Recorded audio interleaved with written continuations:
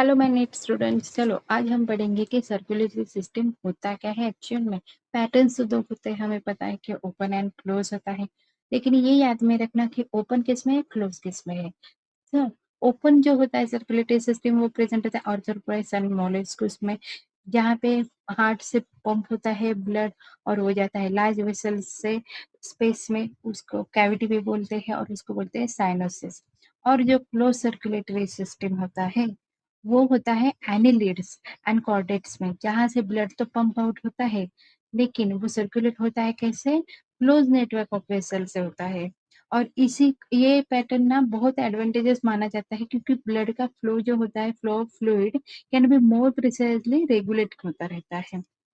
तो all vertebra passage muscular chamber heart. So किसमें heart chambers कितने होते हैं ये देखते हैं अब।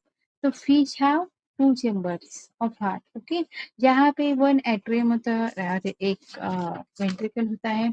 एम्फीबियंस में और रेप्टाइल्स में क्या होता है, एक्सेप्ट क्रोकोडाइल, ये बहुत ही याद में रखना, जहाँ पे थ्री चेम्बर ऑफ हार्ट होते हैं, जहाँ पे टू एट्रिया और एक वेंट्रिकल होता है।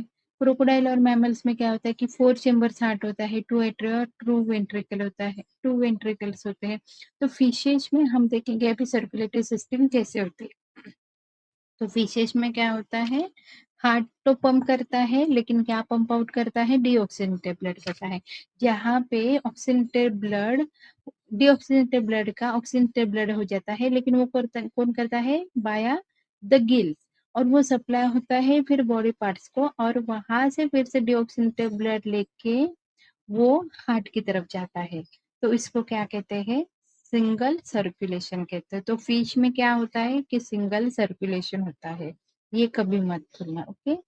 तो एम्फीबियंस और रेप्टाइल्स में क्या होता है कि लेफ्ट एट्रियम तो होता है और राइट एट्रियम भी होता है। तो रिसीव क्या करता है, लेफ्ट एट्रियम रिसीव करता है ऑक्सीजनेटेड ब्लड, और कहाँ से करता है वो, गिल्स, लंग्स और स्किन से करता है।